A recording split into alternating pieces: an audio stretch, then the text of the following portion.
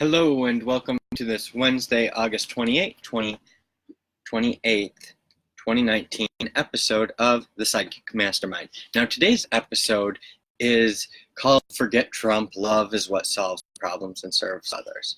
And the reason I named it that is because, I used to be a really big fan of Donald Trump. I was a big fan of The Apprentice, and I respect what he has done, and I respect what he is doing because he fully believes in what he is doing. He is completely authentic to who he is. And that's very rare, seeing people that are truly, truly authentic. Now, another person that's quite authentic is Gary Vaynerchuk. And I have my next podcast is his podcast, but it's not his, but it's the Grab ATTN podcast. It's a Gary V Club podcast, kind of inspired by him. And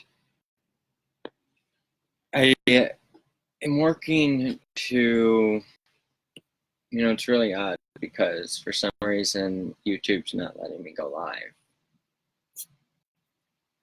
My Facebook is live, and I'm going on Anchor. So the YouTube one, it doesn't look like it's going to go. I don't know why that is. That's odd. So anyway, to solve problems and serve others is what's going to get us to the next step. What kind of problems are we having? We're having massive amounts of people that may have had shelter before, but they didn't have food. There are a few things that people need. They need food, housing, and empowerment. This also includes clothing. So if people come here without anything except for the clothes on their back, thinking they can have a new, fresh start in America because they don't have the internet, they don't have television, they don't know, when I get to America, it's actually going to suck. People are going to be mean to me, hateful to me. If I can't speak their language, they're really going to be mean. So we don't have any real setup. And it's like you look at Gary Vaynerchuk and his parents, and I don't want to talk too much about him. So that's the Grab ATTN podcast, the Gary V Club. It's a Gary V Club podcast. So you can search for it, find it, Gary V Club on Facebook. And I don't know why YouTube isn't working. I'm going to reload the site to see. But Donald Trump just puts stuff out there. He just keeps moving forward, continues to create content, continues to put his ideas out there. And that's why I respect the man, because of what he's created. He's truly created a fan base where half of the country elected him. And I really want to bring manufacturing back to America in a massive way. That's my intention, to create manufacturing villages of the future where people can live, work, play, love, learn, and pay it forward, where people have small micro spaces to live in, and we help empower them, low cost of living. You can have your own unique space. You can make it look nice outside. It doesn't have to, I'm not talking about the looks of the FEMA trailers. I'm talking about the aesthetics and the flexibility of Casita with Kudu, with Blockable. It's the combination of all these to create something quite magical, but not just those, but also mixing things. Like there are actually some new Y Combinator companies doing some similar ideas where they're like called these flat packs or something, but the idea behind it is that there are shipping containers with everything that you need in there. I don't know if that's their particular model. Here was my concept that I was thinking about. It was like shipping containers with the contents included in there to construct a building and maybe multiple shipping containers, but that's what they were doing. They were shipping in components that were partially assembled, and like a 4-man crew could assemble something. And it's like, the one company is Node. They're doing something interesting.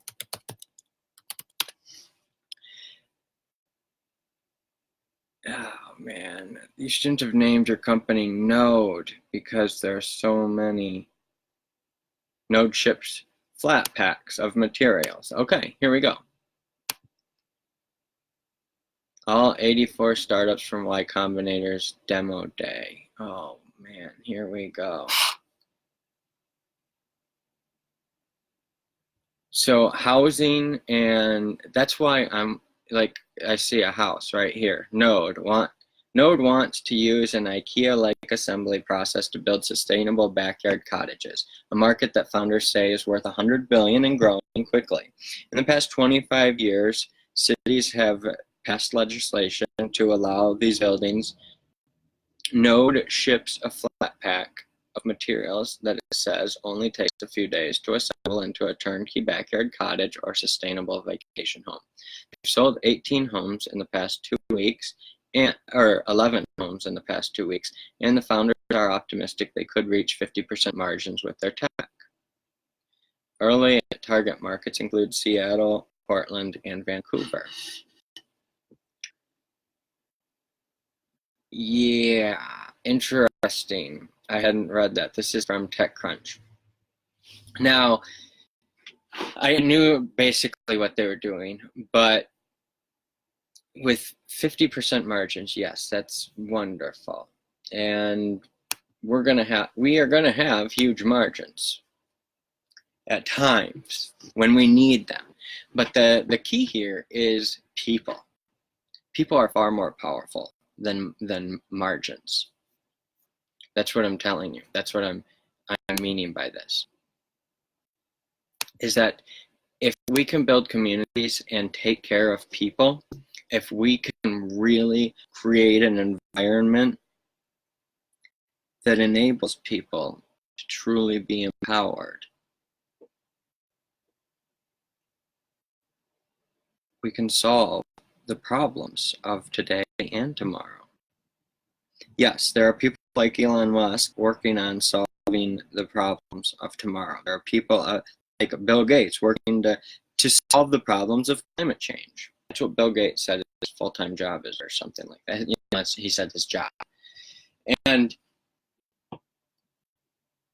we need to figure out new manufacturing. We need to bring manufacturing back to America in a big way. That's the bottom line. Because of the environment that we are in. And we need to inspire the rest of the world. The reason I say this is because I live in America. If I lived somewhere else, I would probably be saying, let's start here.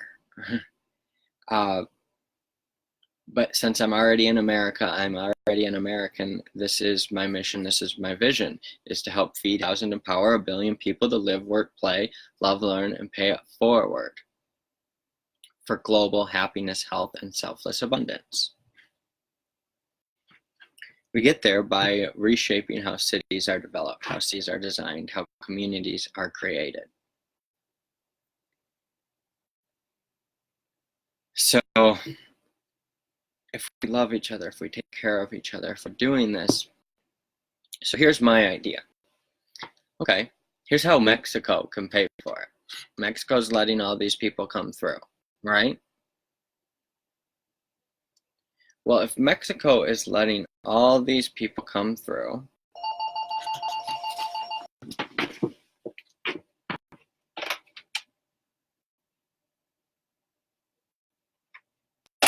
man, all these robocalls, getting rid of that phone service for sure. Okay.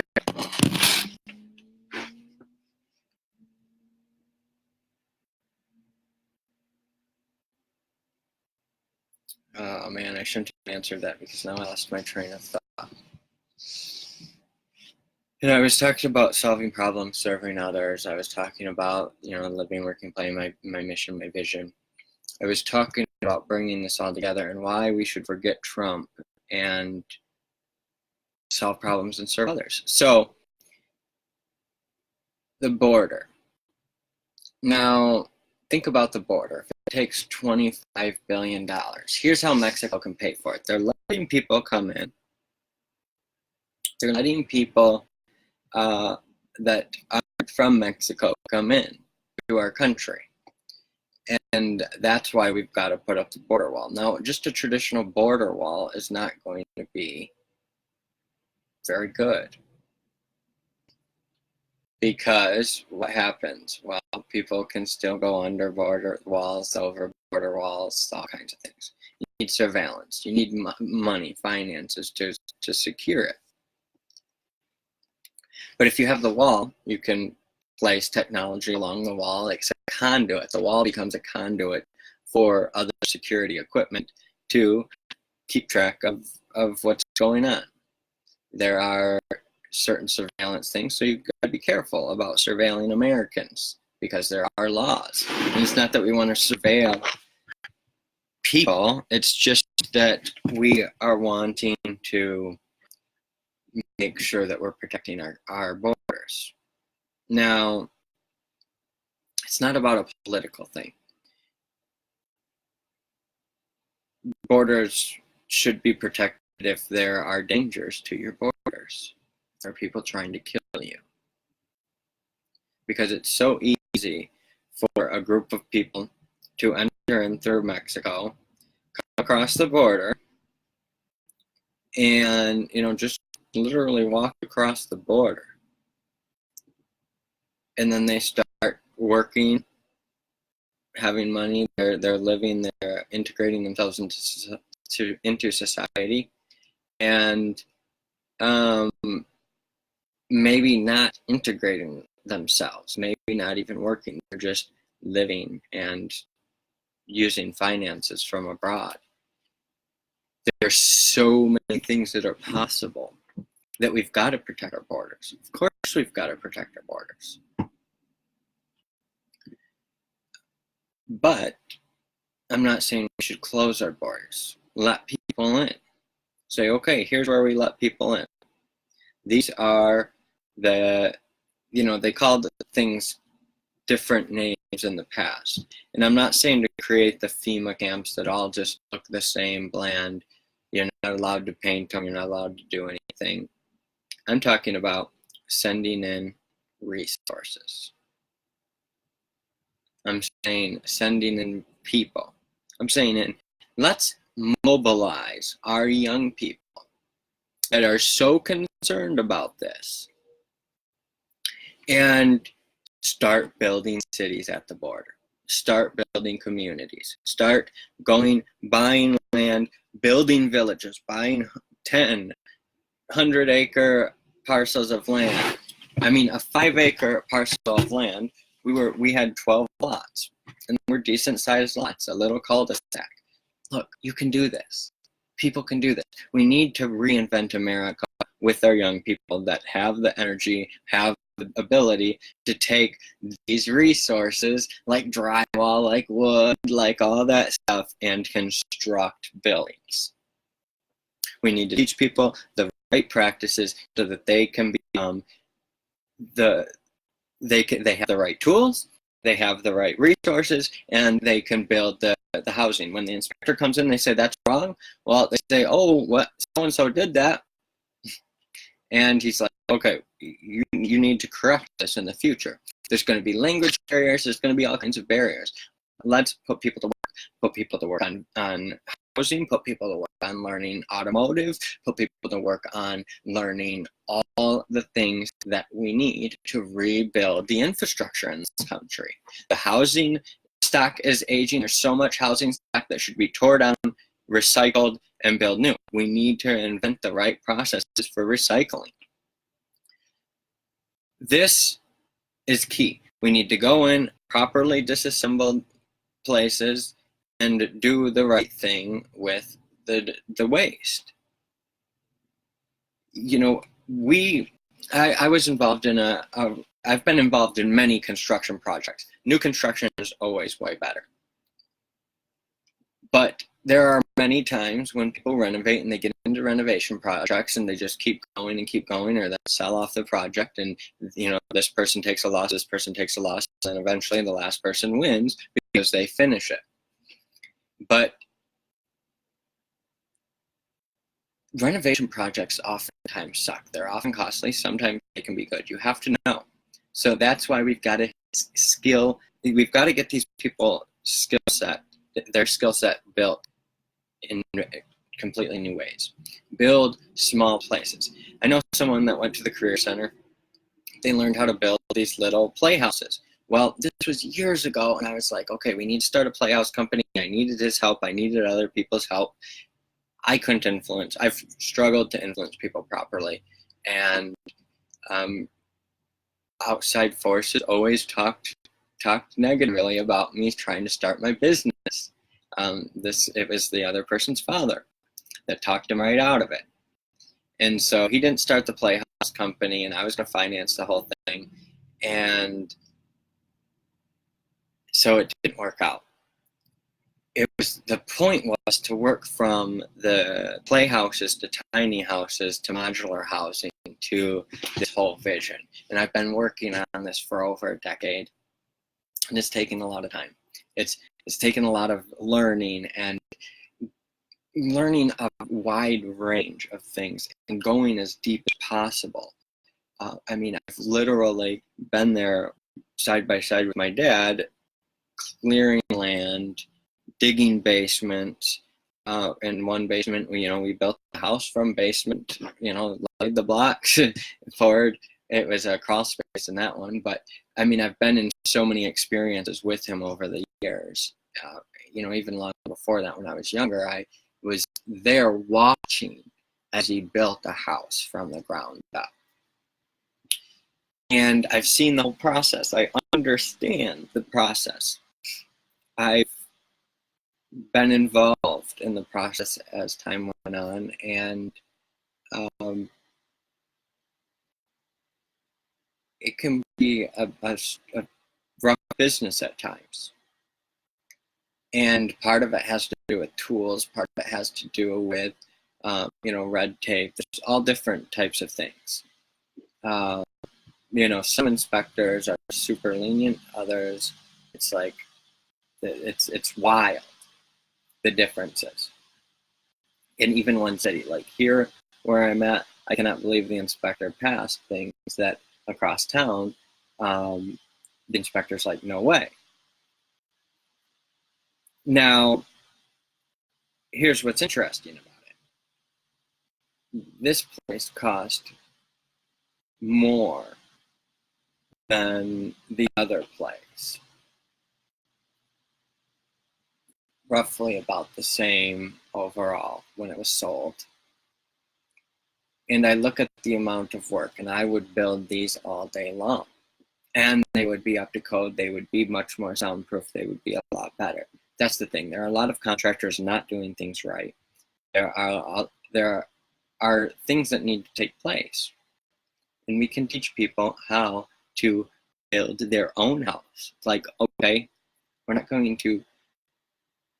not able to just give people stuff. We've got to teach them how to build housing, how to farm. I'm telling you, if we teach people how to build housing and how to farm, everything else will be all right. Those two things is all we need to do. Housing, farming. Housing, farming. Everything else will work. Because if you can build housing, you can build space. Space can be used for anything. We've got so many American manufacturers already doing many different things. We've got companies like Apple, Google. We've got the companies that have invented the world. All of them here. All we have to do is feed people and house them. That's it. But we've got to teach them how to build housing, how to grow food. How to build housing, how to grow food. I'm telling you, this is the answer. Let the people come in and build communities along the border. Communities that people that love America and the opportunity they were given, so that when people come across the border, they care just as much about that border as anyone. That's what immigrants believe. Like, that's the thing. An immigrant that comes to America, that takes that long trek, is expecting an opportunity. I don't think any of them just want food. None of them are expecting their children to be ripped away from them. They're expecting a loving embrace of here's how to build housing, here's how to grow food. Let's live, work, play, love, learn, and pay it forward together. I'm telling you, please share this. This was something special. Thank you, thank you, thank you. I appreciate you. And head on over to inspirelansing.com to see how we are launching this thing. It's going to be in 4 phases of funding. We're going to give 10% of the company up in each round of funding. We are raising additional funding through real estate syndications. This is going to be over $1 trillion over the next 10 years in funding that I'm seeking. This is a way to literally do it whether the government does it or not. But I'm moving forward, and if we get government funding, government purchasing, great. But my vision, my mission is to teach people how to build and grow food. And we're going to do it. And we're going to create the resources, and we're going to manufacture. And manufacturing, that's the thing, manufacturing, teaching people how to manufacture, how to work, how to have work ethic, how to have self-discipline, personal initiative, how to go the extra mile. That's what I'm talking about. Thank you for another episode of the Sidekick Mastermind. Head on over to inspirelansing.com. I appreciate you.